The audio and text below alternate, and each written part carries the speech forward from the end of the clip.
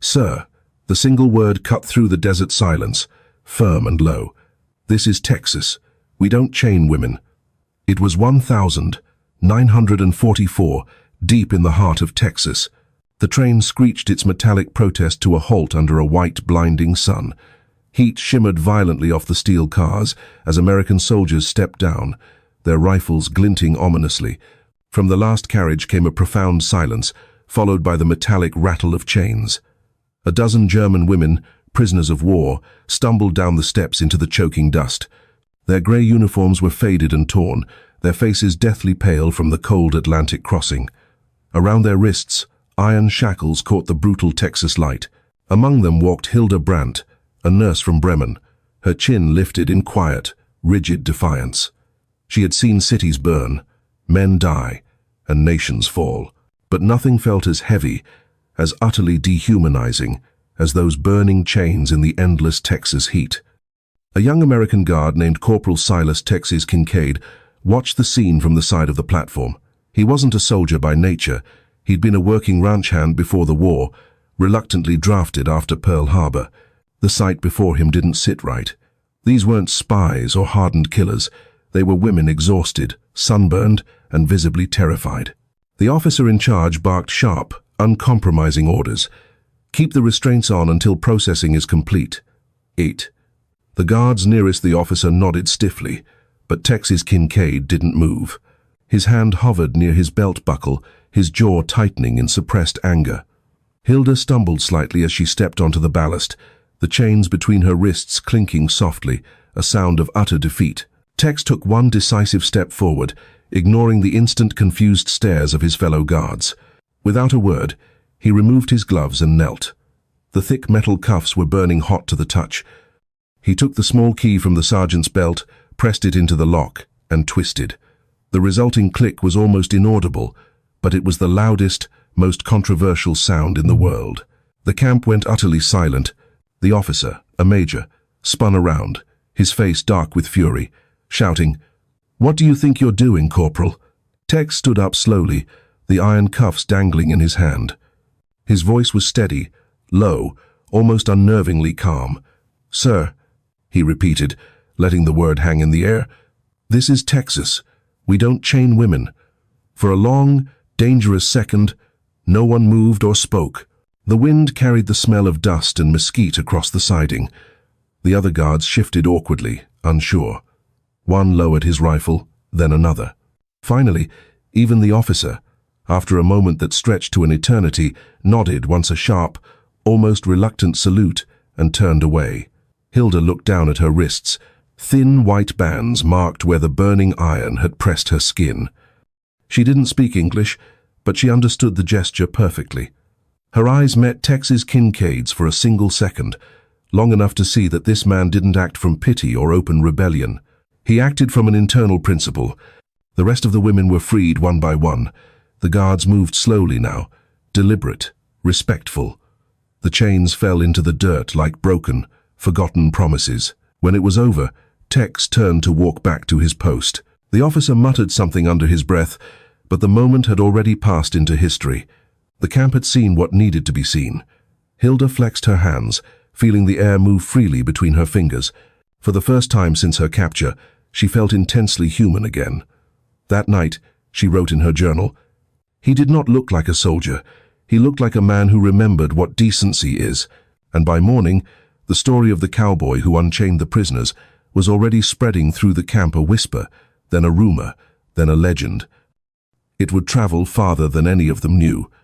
Before capture, Hilda Brandt had been told exactly what to expect if she ever fell into American hands: cruelty, humiliation, and certain death. Nazi propaganda had tirelessly painted the Americans as savages in uniform, slaves to their industry, utterly incapable of honor. Every German soldier and nurse heard the same rigid refrain: better to die for Germany than be taken by the Yankees. On the terrifying Atlantic voyage to captivity, those carefully crafted lies became her only armor. She sat in the corner of a crowded transport ship, hands wrapped tightly around her knees, listening to the terrified whispers. They say, "Americans shoot prisoners. They say they work them to death in the desert. They'll shave our heads, brand us like cattle. Hilda didn't answer. She stared at the floor and thought of her mother's face, hollow cheeks, city ruins behind her. She had promised to survive, no matter the cost. But as the coastline of America rose in the distance, her stomach turned to unforgiving stone. The first shock came before she even stepped off the ship. An American officer handed her a cup of water. Clean water, cold and clear. She hesitated, certain it was a trick, a poison test. He smiled faintly and said, "You look thirsty, ma'am." The word ma'am hit her harder than the Atlantic wind. No German officer had ever spoken to her like that. Then came the next blow, the camp itself. The barracks were wooden but solid, lined with clean bunks. A Red Cross truck sat near the gate. There was a canteen, a small library, even a nurse's tent stocked, organized, ready. It wasn't paradise. It was something harder to understand. Respect. That night, Hilda lay awake listening to the chirp of crickets and the sound of guards talking softly by a campfire. They weren't the monsters of the newsreels. They were just boys, young, tired, human. One strummed a guitar. Another laughed about his horse back home. She rolled onto her side, whispering to herself in German, "It's an illusion. It must be." But even as she said it, she knew it wasn't. There was no hatred in the way they moved, no anger in their eyes. A few days later, a camp doctor checked her minor wounds. He worked gently, saying only, "You'll heal fast." She couldn't meet his eyes. In Germany, she'd seen prisoners beaten for less. Every day chipped away at what she had been trained to believe. Every gesture contradicted her training. The barbaric Americans simply didn't exist. Only ordinary men doing an extraordinary thing, treating the enemy as human. Still, Hilda refused to let herself soften. She wrote in her diary, "They show kindness to conquer the mind. I must not fall for it."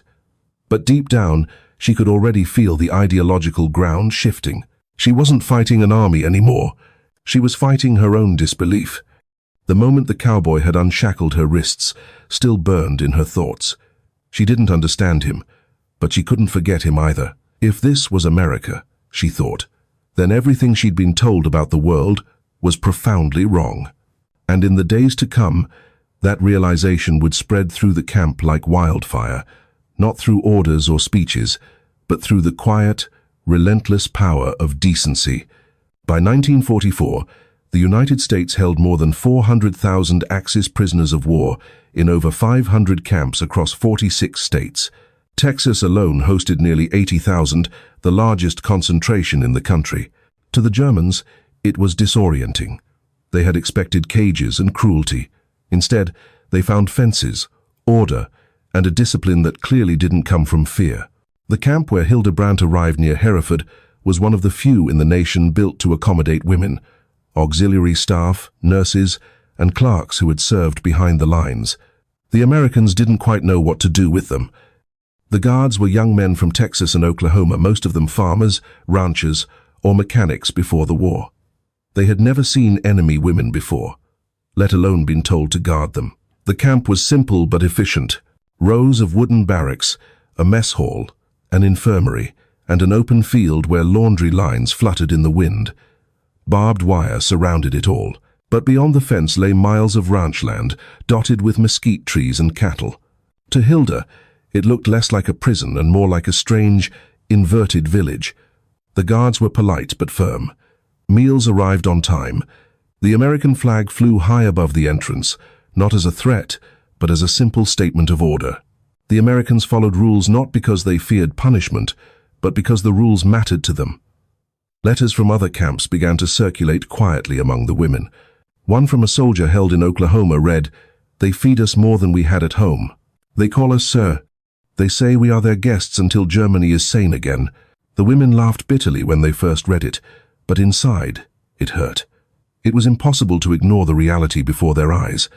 At night, as the cicadas hummed outside, Hilda wrote in her diary, "These people have built a prison that feels freer than the world we left behind." But beneath the calm surface, something else was brewing. Rumors whispered through the camp about the cowboy guard who had broken orders on arrival day, who had taken off a woman's shackles in front of everyone. Hilda still felt the phantom touch of freedom around her wrists. The Americans had built a system of control so fair it disarmed even its captives. But soon the numbers behind that fairness, the cost, the scale, the moral weight, would reveal just how powerful mercy could be when applied with machinery-like precision. For months, Hildebrandt had watched the same ritual unfold with mechanical precision. Meals at dawn and dusk, guards rotating every 4 hours, supplies arriving by truck from towns whose names she could barely pronounce. Everything ran like a factory, efficient, unrelenting, predictable. But what astonished her most wasn't the order, it was the waste. Each morning, American cooks served the prisoners bacon, bread, beans, and coffee. Coffee. Real coffee. In Germany, her patients had fainted from hunger in makeshift hospitals. She had sewn wounds while her own stomach ached for days, and now, across an ocean of graves, her captors offered breakfast like it was nothing. One afternoon, she overheard 2 American guards talking by the fence. "Government spends a fortune feeding these folks," one said, shaking his head. "Heard Washington's paying more for POWs than for our own boys." The other guard nodded. $2 a day per prisoner. That's a lot of eggs. Hilda didn't understand every word, but the meaning was clear enough. Later, an interpreter confirmed it. The United States spent nearly $1.80 a day feeding every Axis prisoner, even during wartime shortages. She could hardly believe it. That was more than most German civilians earned in a week. She sat on her bunk that evening, doing the arithmetic in her notebook. Hundreds of prisoners, dozens of camps, millions of dollars, all for people the Americans had every reason to hate. It didn't make sense. It couldn't make sense unless mercy itself was part of their strategy. The sheer scale of it staggered her. Across the country, American factories had switched from cars to tanks, tractors to bombers. And now those same industrial arteries were feeding their enemies. Over 400,000 Axis POWs, Germans, Italians, even Japanese were housed in a system so vast it rivaled the infrastructure of entire nations. They were building not just machines but morality, mass-produced decency at a national scale. The Germans had built war around fear. The Americans built it around faith. Faith that order, law, and fairness could conquer hate faster than bullets. Weeks later, a new group of prisoners arrived, skeletal and weak from transport. Hilda watched as American medics rushed to help them. One guard handed a prisoner his canteen, whispering, "You'll be all right now." The man began to cry, before the water even reached his lips. That night, Hilda couldn't sleep. She wrote a single line in her journal. "They spend more to feed us than we ever spent to keep ourselves alive. How can that be weakness?" The next morning she saw the cowboy guard again, Tex Kincaid, the one who had unshackled her months earlier. He tipped his hat as she passed. She nodded back, though she still couldn't bring herself to speak. As he walked away, she realized something that chilled her more than fear ever had. The Americans weren't just defeating Germany's army. They were dismantling its ideology meal by meal, gesture by gesture, until even the most hardened believer began to question everything they'd been told. And for the first time, she began to wonder if decency, not firepower, was the true secret weapon of this strange and terrifyingly humane enemy. Spring 1945 came early to Texas. The wind smelled of cedar and dust. The sun burned gold through the fences, and even the cattle seemed lazier than usual. To Hildebrandt, every sunrise in captivity still felt like a negotiation with reality, a contest between memory and mercy. One morning, the guards led the women out for work detail at a nearby ranch. They were to help mend fences and sort feed, tasks that required no weapons, just hands and time. But that day something different happened. When they reached the corral, the cowboy guard, Tex Kincaid, was waiting with 2 horses. He gave her a half smile. "You ever ridden before?" Hilda blinked, unsure she'd understood. "Ridden?" He pointed at the chestnut mare beside him. "Figure she could use a gentle hand. You look like you got one." The women standing nearby froze. A German prisoner, a woman, being asked to mount an American horse. It was absurd. It was impossible. Tex stepped forward and said, "No shackles today." The phrase rolled through the group like thunder. Finally, Hilda placed a trembling hand on the mare's neck. The horse didn't flinch. She whispered, "We heist, see?" "What is her name?" "Cinnamon," Texas said softly. "You'll like her. She don't judge nobody." The crowd fell completely silent as he helped her into the saddle. She sat upright, unsure what to do, the sunlight hitting her face. Texas nodded toward the horizon. "Go ahead. Just a walk. She knows her way." Hilda guided Cinnamon in a slow circle. The motion was awkward at first, stiff, unnatural. But then her body remembered what it meant to move freely, without orders, without bars. Her breath caught. The horse's steady rhythm filled the air, and then something broke inside her. Tears slipped down her face before she even knew she was crying. Not for Germany, not for defeat, but for the sheer absurdity of kindness in a place built for war. When she finished her loop and dismounted, the other women didn't speak. They didn't have to. For the first time, they'd all seen something stronger than victory. Forgiveness. Tex tipped his hat again. "You did fine, ma'am." That night, no one in the camp could sleep. The story of the ride spread like wildfire, whispered like a secret prayer. In her journal, Hilda wrote, "He gave me a horse, and I forgot to hate him." What kind of power is that? By dawn, the camp was different. For one extraordinary afternoon, the war had stopped at the fence. And in that stillness, Hilda realized that the line between captor and captive had blurred, replaced by something dangerous and magnificent: respect. For weeks after the ride, the camp operated under an invisible truce. Hilda had spent years believing in a world built on superiority. The strong rule, the weak obey. The Reich had trained her to see mercy as weakness. Yet here, in the middle of Texas, that entire philosophy had fallen apart. Every morning, the Americans proved her wrong again. One evening, as Hilda helped wash utensils after dinner, she overheard the guards joking about budgets. "Washington spending $1.8 billion on these camps," one said. The sum was vast. The second guard added, "That's more than Germany spends feeding its own army." Hilda froze. The Americans were winning because they gave more than they destroyed. The next morning she saw Tex Kincaid again at the fence. He greeted her with his usual easy smile. "Morning, Miss Hilda. How's the world treating you today?" She wanted to say something sharp, but no words came. All she managed was a quiet nod. Later, she opened her journal and wrote, "They defeated us without a single insult, just food." Over the following weeks, that realization spread. Their pride had been broken, not by force, but by decency. By late spring, the U.S. Army allowed the German prisoners to send letters home. Hilda sat at a rough wooden table, pen trembling. She wrote to her sister, Johanna. She began, "My dearest sister Johanna, I am alive and I am safe." Then she stopped. "They treat us better than the Reich ever did. I do not know what to make of that." She wrote carefully, "I cannot explain it, Johanna. They fight us fiercely in battle, but here they fight for our souls with kindness. I am beginning to wonder which is stronger." That letter, one among thousands, would travel through the ruins of Germany, quietly shaping what an entire nation thought it knew about its enemy. Weeks passed. The Texas summer rolled in like a furnace. One afternoon, a familiar truck pulled up to the camp gate. Texas Kincaid stepped out, hat low, boots dusty. He wasn't on duty. He came by choice. He walked to the fence and called out, "Got a delivery for Miss Hilda." She approached slowly, wary of another surprise. Tex lifted a small glass jar through the wire. Inside was a deep red jelly that shimmered in the light. "Homemade," he said. "Peach preserves. My ma canned them before Christmas." Hilda stared at it as if it were a relic. "For me?" she whispered. He nodded.